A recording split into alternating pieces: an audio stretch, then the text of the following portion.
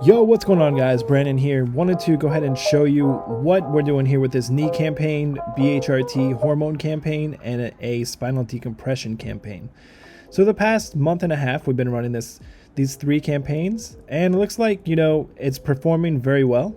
We got 102 leads for knee pain, 115 leads for spinal decompression, and about 162 leads for bioidentical hormone replacement therapy.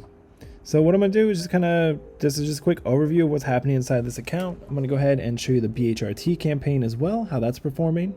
So here's inside the BHRT campaign. You can see we got 164 new leads at an average price of $15.74. So these are all patients coming in for consultation and for the doctor to upsell. Okay, so this is just another quick little review of this campaign, how it's performing, and just checking in on the first month and a half.